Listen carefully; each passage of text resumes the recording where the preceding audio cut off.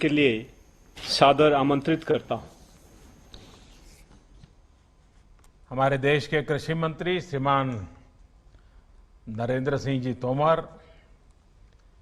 केंद्रीय मंत्रिपरिषद के मेरे अन्य साथी, उत्तर प्रदेश के मुख्यमंत्री योगी आदित्यनाथ जी, अन्य अतिथिगण, सभी विद्यार्थी मित्र और देश के हर कोने से जुड़े हुए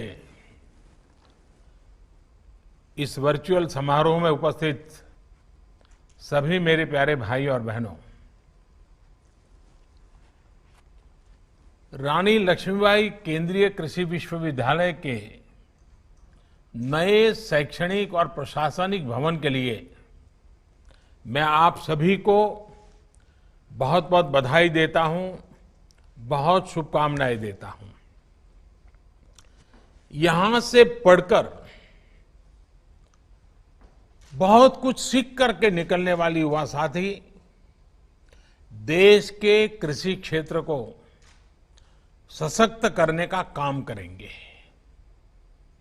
छात्र छात्राओं की तैयारियां, उनका उत्साह और अभी जो संवाद हो रहा था और जो मेरी आप लोगों से बात करने का मुझे मौका मिला, मैं वो उत्साह, उमंग, विश्वास मैं अनुभव कर रहा था। ये दिखाई दिया। मुझे विश्वास है कि इस नए भवन के बनने से अनेक नई सुविधाएं मिलेगी। इन सुविधाओं से स्टूडेंट को और ज्यादा काम करने की प्रेरणा मिलेगी और ज्यादा प्रोत्साहन मिलेगा।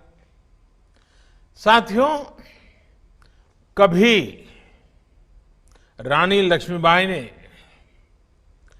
बुंदेलखंड की धरती पर गर्जना की थी, मैं मेरी झांसी नहीं दूंगी।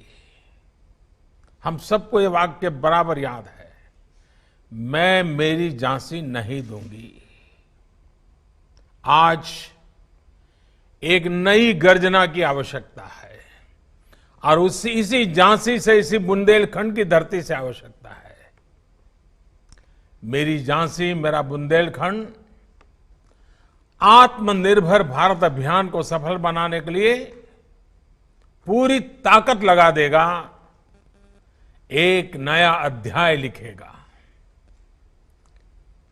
इसमें बहुत बड़ी भूमिका कृषि की है, एग्रीकल्चर की है।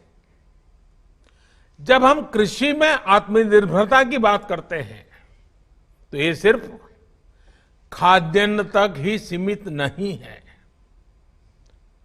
बल्कि ये गांव की पूरी अर्थव्यवस्था की आत्मनिर्भरता की बात है। ये देश के अलग अलग हिस्सों में खेती से पैदा होने वाले उत्पादों में वैल्यू एडिशन करके देश और दुनिया के बाजारों में पहुंचाने का मिशन है। कृषि में आत्मनिर्भरता का लक्ष्य किसानों को एक उत्पादक के साथ ही उद्यमी बनाने का भी है। जब किसान और खेती उद्योग की भांति आगे बढ़ेगी तो बड़े स्तर पर गांव में और गांव के पास ही रोजगार और स्वरोजगार के अवसर तैयार होने वाले हैं। साथियों, इस समय और जब हम इस संकल्प के साथ ही हाल में कृषि से जुड़े ऐतिहासिक रिफॉर्म्स ये सरकार लगातार कर रही है, कई रिफॉर्म्स किए गए हैं। भारत में किसान को बंदिशों में जकड़ने वाली कानूनी व्यवस्थाएं, मंडी कानून जैसा और आवश्यक वस्तु कानून, इन सब में बहुत बड़ा सुधार किया गया है।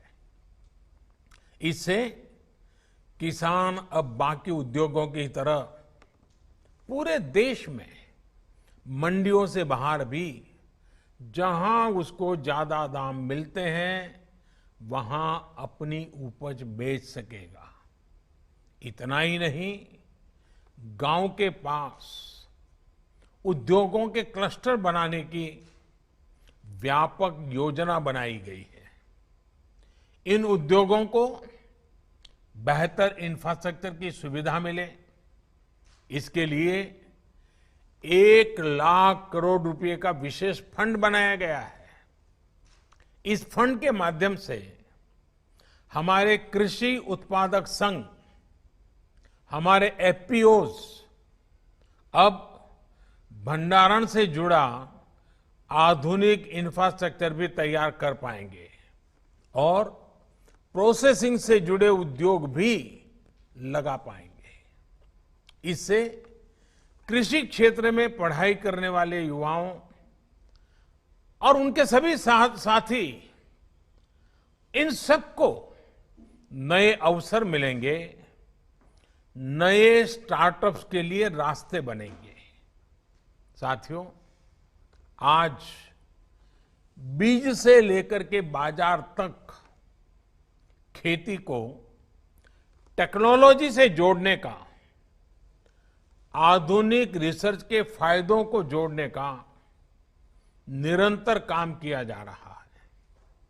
इसमें बहुत बड़ी भूमिका रिसर्च संस्थानों और कृषि विश्वविद्यालयों की भी है।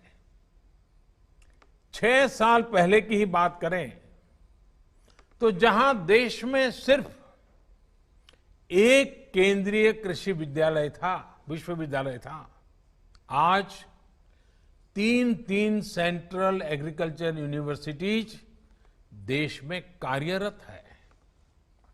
इसके अलावा 3 और राष्ट्रीय संस्थान, IARI झारखंड और केन नदी बहती है, उत्तर दिशा में मां यमुना जी हैं, लेकिन स्थितियां ऐसी हैं कि नदियों के पानी का पूरा लाभ पूरे क्षेत्रों को नहीं मिल पाता है। इस स्थिति को बदलने के लिए भी केंद्र सरकार निरंतर प्रयास कर रही है। केन बेतवा नदी लिंक परियोजना में इस क्षेत्र के भाग्य को बदलने की बहुत ताकत है। इस दिशा में हम दोनों राज्य सरकारों के साथ लगातार संपर्क में हैं, काम कर रहे हैं। मुझे पूरा विश्वास है कि एक बार जब बुंदेलखंड को पर्याप्त जल मिलेगा तो यहां जीवन पूरी तरह से बदल जाएगा।